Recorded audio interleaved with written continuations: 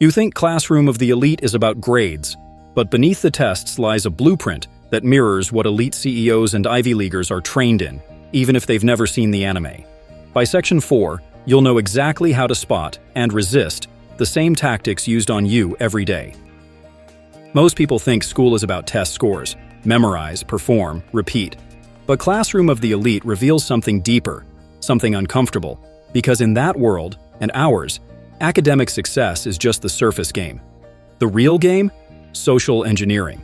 Ayanokoji knows this. That's why he doesn't chase top grades. He deliberately blends in, undermines expectations, and lets everyone else reveal their strategies first. Let's pause for a second. Why would someone intentionally underperform? Because when you appear average, no one sees you coming. And when no one sees you coming, you can control everything. Ayanokoji's calculated underperformance isn't laziness, it's leverage. While others chase gold stars, he's rearranging the chessboard behind the scenes. In fact, this play dumb to win big tactic isn't just anime fiction. It's straight out of high-level strategy. Some of the world's top executives, real billionaires, pretend not to understand ideas in meetings just to see who over-explains. And in those moments, they gather intel, gauge egos, and spot weaknesses. This is called strategic humility. Here's how it works in your life. Next time you're in a group conversation, ask the question no one else wants to ask. The dumb question. Watch how people scramble to answer. Watch who reveals too much.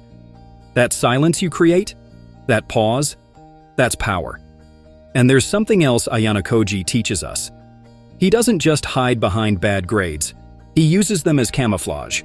He lets others rise and burn while he plays the long game, because when you're invisible, you're untouchable. But this leads to a deeper mystery. If he's not the strongest, the loudest, or the smartest on paper, how does he predict every move? It's not just IQ, it's not even instinct, it's something more, something darker, that lives in the shadows of power. Pop quiz. Which trait from the dark triad, Machiavellianism, narcissism, or psychopathy, lets you stay calm under fire? Most people flinch when they hear those words. They sound toxic, dangerous, evil. But in Classroom of the Elite, Ayanokoji doesn't run from them. He masters them. And here's the unsettling truth. So do some of the most powerful people in the real world. Let's break it down. Machiavellianism, the art of long-term strategy. Ayanokoji moves like a chess grandmaster, calculating 10 moves ahead, manipulating without anyone knowing they're being played. He withholds emotions, controls information flow. Just like a certain political negotiator who once stalled an entire summit, not to delay, but to force the other side to break first. It worked. Narcissism, often misunderstood. It's not just ego. It's the power to project certainty. Ayanokoji rarely raises his voice. He doesn't need to. His control over tone, body language, and timing makes people believe he's the calm center of the storm. In the real world, executives are trained to do the same. Why? Because in high-stakes environments, confidence isn't optional. It's currency. Psychopathy. This one scares people. But emotional detachment can be a tool. Ayanokoji doesn't get rattled, doesn't panic, doesn't get drawn into drama. It's not that he lacks feelings. He just doesn't let them control him. In negotiation rooms, battlefields, and boardrooms, this kind of composure can decide everything. Now, here's where it gets interesting. These traits on their own can be destructive. But when mastered, when wielded consciously, they become tools of immense influence. Still, that raises a disturbing question. If these traits are so dangerous, why do the world's top performers crave them? What if success isn't about being the nicest person in the room, but the most adaptable? We've barely scratched the surface. If you're loving this deep dive, hit subscribe, because in the previous video, I dissect Eren's final plan and why it wasn't evil. It was genius. You'll never see his character the same way again. All right, back to why real elites care more about your mindset than your GPA. Here's a stat they won't print on a diploma. Over 80% of top corporate executives score high on Machiavellianism. Let that sink in. These aren't villains in a movie. They're the people running billion-dollar companies, shaping global policy, deciding what shows up in your feed. And here's the twist. They didn't just get there by working harder. They got there by being selected, not for kindness, not for raw intelligence, but for something far colder: social precision. Think about Ayanokoji's White Room training. Hyper-controlled, ruthless, designed not to teach facts, but to forge predators. Now look at elite leadership training programs. They're just sanitized versions of the same thing. You're thrown into high-pressure simulations, split-second decisions, team rotations, not to test your knowledge, but your tactical mind.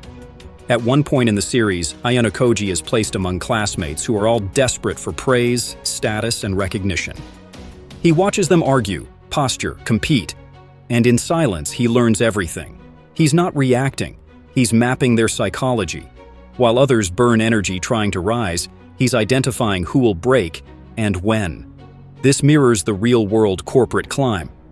Because here's a secret: in many industries, it's not about rising to the top. It's about positioning others to fall while you quietly stay standing. So, how do you train for that? You start with small group politics. Notice who always takes credit, who always apologizes, who needs validation. Every social group, no matter how informal, is a rehearsal for power dynamics. People think strategy only happens in boardrooms. But it starts in Discord chats, classrooms, and office kitchens. And here's the disturbing part: the system rewards this. The quieter you can dominate, the further you'll go. But now you're probably wondering, if this is the secret sauce, if these tactics work so well and are actively selected for, can you actually use them without losing your soul? We've seen it before: the high-stakes manipulators, the power players. But here's the truth most people miss. Control comes with a price, and it's one that Ayanokoji knows too well. At the top, you're often alone. Ayanokoji stands apart from the rest. He's always observing, analyzing, but never fully participating. While his classmates celebrate their small victories, he stands on the outside, emotionally detached. This loneliness isn't a byproduct of his actions, it's the cost of total control. But this is where the story gets interesting. In a world where we're taught that emotions are weaknesses, Ayanokoji's indifference might seem like strength. But there's a darker truth. The loneliness of top-rank manipulators is real. You can dominate, you can rise, but the more you control, the more you disconnect from the very people you aim to lead. And eventually, you begin to question: what's the point of winning if there's no one to share it with? This isn't just a story from anime. In the real world, we see high-powered CEOs burn out, literally collapse from stress and isolation. Their drive for control becomes their undoing. They climb to the top and realize too late that they've left everyone behind. And this is a warning. Ayanokoji's approach might work on the surface, but it comes with an emotional toll that even he can't escape. At some point, strategic detachment doesn't feel like power anymore. It feels like emptiness. So what's the real lesson here? Balance. It's not about choosing between emotional detachment or vulnerability. It's about understanding when to use each. Strategic detachment is useful in a fight, but too much of it can leave you hollow. That's why Ayanokoji's power isn't just his cold logic. It's also his ability to tap into the right emotions when it counts. Here's your takeaway. If you want to rise in the real world, don't be afraid to practice empathy. Learn to connect with others when it's needed. Because in the end, empathy might just be the greatest weapon you have. And without it, you risk losing everything you've built. So the question remains, do you want to become a strategist at any cost? Or can you still keep your heart and rise with it? Ayanokoji shows us the darker rules of success. To get ahead, you must master people, not just puzzles. But here's the catch. Without humanity, you lose everything you've built. If this cracked your perspective, subscribe for more strategy secrets. I've only scratched the surface of how the greatest minds think. Next up, Aaron's final plan. Wasn't evil, it was a masterpiece. Click it now to keep mastering the game.